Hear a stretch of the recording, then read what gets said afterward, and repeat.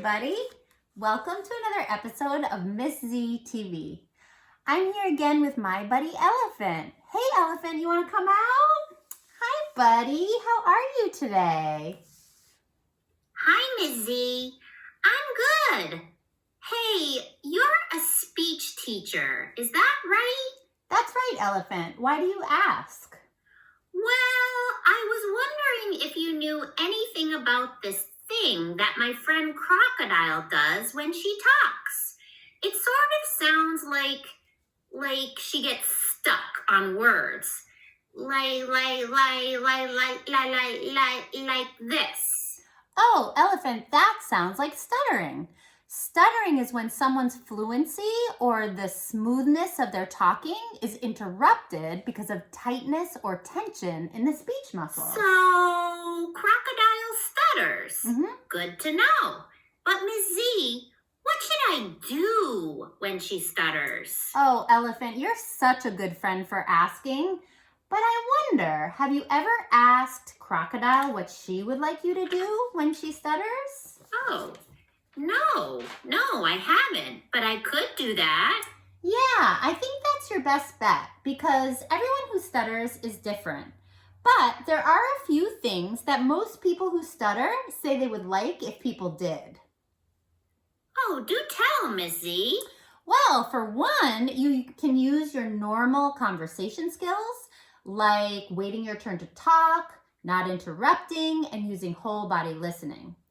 Also, people who stutter tend to prefer if you don't try to talk for them or finish their sentences. That's really good to know, Miss Z. I'm going to try that. Oh, Elephant, you really are a good friend for trying to learn more about stuttering so that you can be more sensitive to your friend Crocodile. And you know, I have a bunch of facts and information about stuttering that I could share with you. Would you like to learn? Fantastic. Okay, so let's get out our stuttering facts. The first thing I would like you to know is that more than 70 million people in the world stutter. And right here in the United States of America, more than 3 million people stutter. That's a lot of people who stutter. So I want you to know if you stutter, you're not alone. Did you know that many famous people stutter? And I want to share that with you because I want you to know that stuttering does not have to get in the way of your success. In fact, a lot of successful and famous people who stutter say that their stuttering helped them to become the amazing person they became. So I just want to share a few examples of some famous and very successful people who stutter. But I want you to know this is not the whole list. There's a ton more famous and successful people who stutter. I just want to share a few of them with you today. And the first one is one of my favorite actors, Samuel L. Jackson. Samuel L. Jackson is a very famous actor, film producer, and he's an Academy Award winner. And he still stutters to this day. He did not let his stuttering get in the way of his great success. We have Kendrick Lamar, who's a Pulitzer Prize winning rapper, which means he's at the top of his game. He's one of the best at what he does. And he stuttered as a child and throughout high school. We have Elvis Presley, who many of you may have heard of, and unfortunately he's no longer with us, but he is known worldwide as the king of rock and roll. And he stuttered throughout his entire life. We have Tiger Woods, a champion golfer, and he stuttered throughout his childhood. We have James Earl Jones, another very famous actor. In fact, he's known as one of the greatest American actors in history, and he still stutters. We have Emily Blunt, a British American actress who stuttered as a child? We have Joe Biden. You may have been hearing his name a lot lately. Joe Biden is the 47th Vice President of the United States. He's also running for president in 2020. And he stuttered as a child and into his teenage years.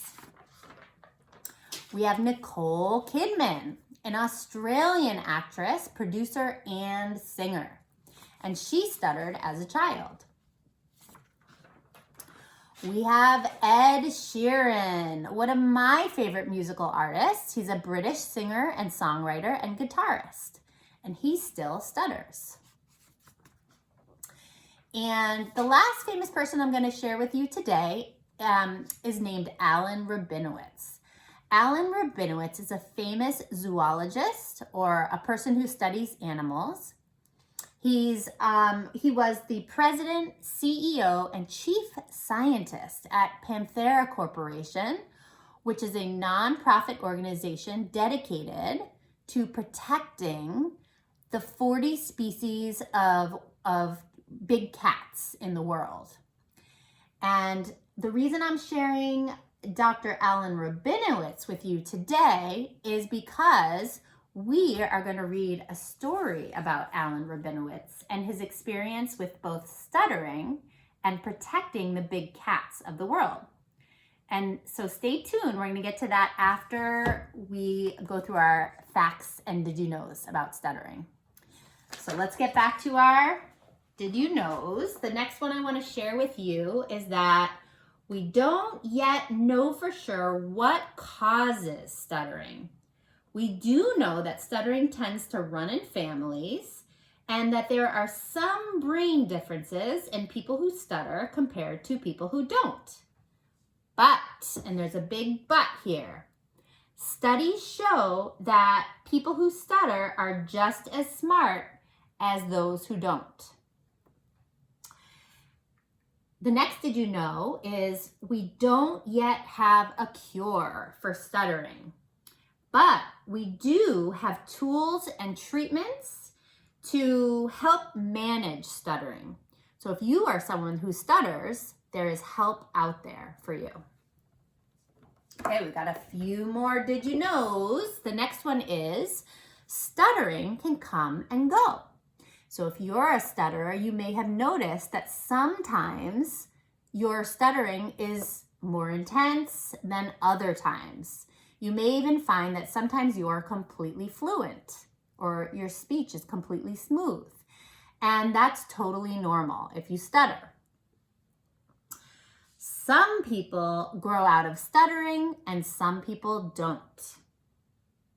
We also know that people who stutter are just as smart, successful, cool, amazing, and good as everyone else. And for more information and did you knows and fun facts about stuttering, you can go to a great website called stutteringhelp.org/kids. And there's a ton of information and support for people who stutter there. So I encourage you to check it out. And that brings us to the end of our fun facts and did you knows for today. And we are now going to share a story by Alan Rabinowitz, the man I introduced you to a few minutes ago, and his experiences stuttering as well as protecting the big cats of the world. It's called A Boy and a Jaguar. It's a true story based on real events that happened to Alan Rabinowitz in his life, and therefore it is nonfiction. And the illustrator is Katya Chien. Let's read. A Boy and a Jaguar.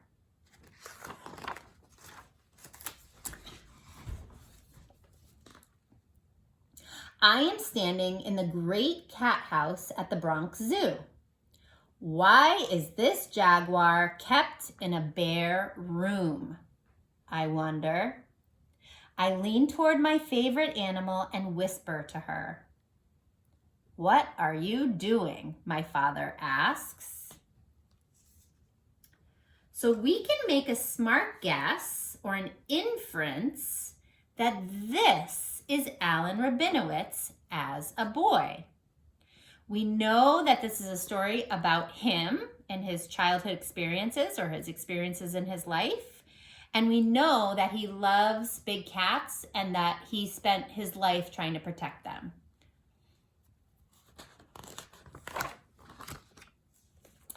I try to explain, but my mouth freezes just as I knew it would.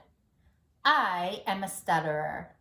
If I try to push words out, my head and body shake uncontrollably. The teachers at school put me in a class for disturbed children. "He's not disturbed," my parents say. "We're sorry," the teachers answer. But whenever he tries to talk, he disrupts the class. The teachers think I am broken. Am I? So why is Alan Rabinowitz wondering if he's broken? Now that you know more about stuttering, what do you think? Do you think he's broken? I think it's not that Alan Rabinowitz is broken at all. I think it's that the people around him don't understand stuttering.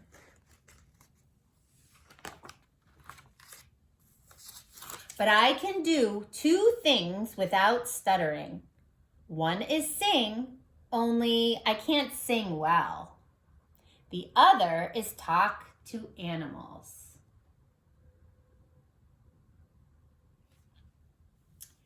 Every day I come home from class and go straight to the closet in my room.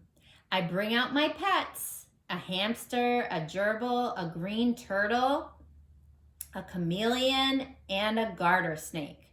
I close the door and I talk to them without stuttering. So why do you think Alan Rabinowitz doesn't stutter when he talks to the animals? I think it's because he feels most comfortable around his pets. I tell them my dreams. I tell them that I want to be able to speak like everyone else. I know that my pets listen and understand. Animals can't get the words out, just as I can't get the words out. So people ignore or misunderstand or hurt them, the same way people ignore or misunderstand or hurt me. I make a promise to my pets. I promise that if I can ever find my voice, I will be their voice and keep them from harm.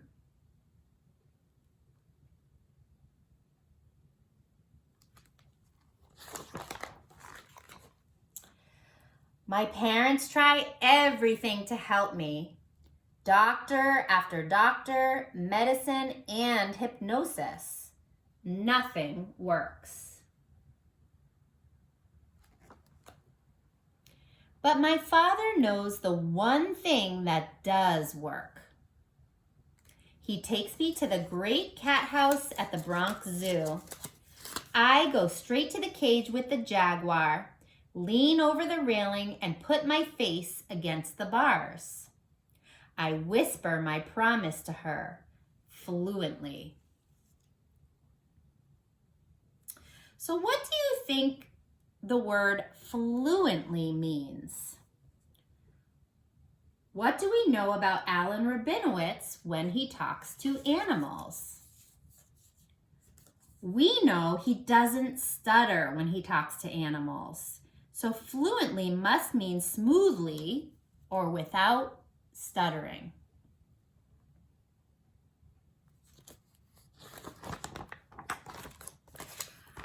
I get through school by learning tricks that stutterers learn. I learn when not to speak when to avoid situations, and when to not be around people. So why do you think Alan Rabinowitz learned to avoid speaking or being around people? I think it's because he's afraid he'll stutter.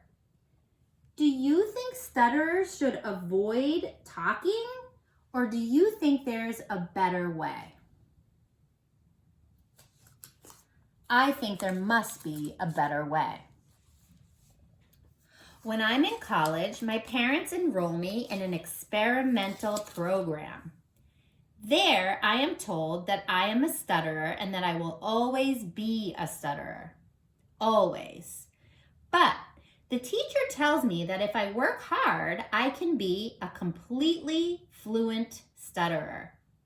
I think about how my mouth moves and airflow, and for the first time in years, I can speak without stuttering. So remember back to our facts that we learned about. We know that there is not yet a cure for stuttering, but there are lots of tools and treatments and help for people who stutter.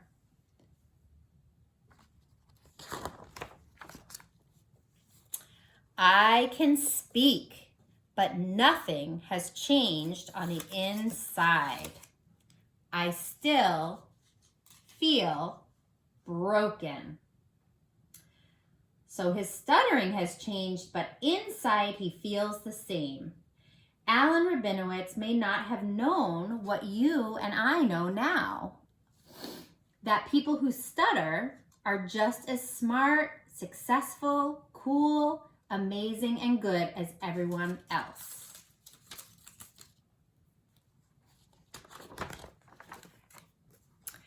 I go to the Great Smoky Mountains to study black bears. Alone in the forest with the animals, I am at home. So why does Alan Rabinowitz feel so at home in the woods with black bears? If we remember back to his childhood and how he felt around animals, we can make a smart guess that Alan Rabinowitz is most comfortable with animals. Later in Belize, I am the first person to study jaguars. The jungle makes me feel more alive than I have ever felt. So it looks like Alan Rabinowitz no longer feels broken. He's doing what he always wanted to do. I learned how to follow and capture jaguars for study before releasing them back into the wild. I am happy. But as fast as I catch jaguars and gather information to help them, hunters are killing them. They fear the animals and prize their bodies as trophies. I need to get more areas protected for the jaguars. I want to keep the promise I made to the pets in my closet. I have a voice now to speak for the animals.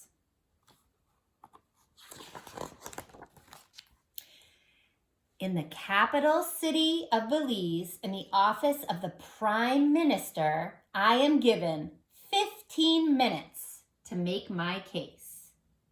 15 minutes. Not a lot of time. I can't stutter and distract from my message. I have to convince one of the poorest countries in Central America with no protected areas in the entire country that it has to save the jaguars. Later that day, the Prime Minister votes to set up the world's first and only jaguar preserve. He did it.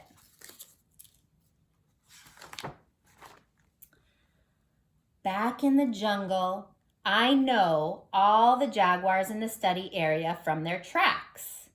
But one day, I come across a completely new track.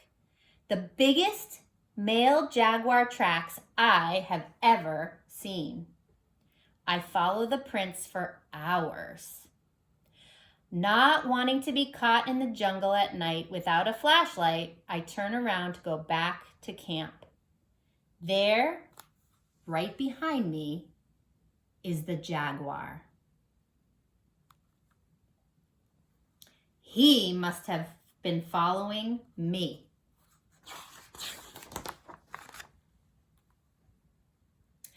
I know I should feel frightened, but I squat down and look into the jaguar's eyes, just as I had with the sad old female at the Bronx Zoo. But this animal isn't sad. In this animal's eyes are strength and power and sureness of purpose. We are both whole. We are both at home.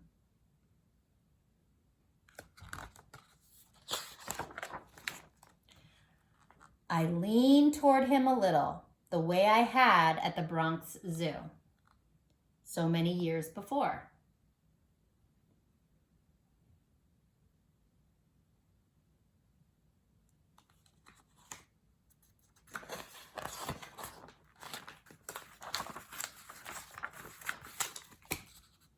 Thank you, I whisper. Wow, what an amazing story. So I'm wondering, why do you think Alan Rabinowitz said thank you to the jaguar at the end?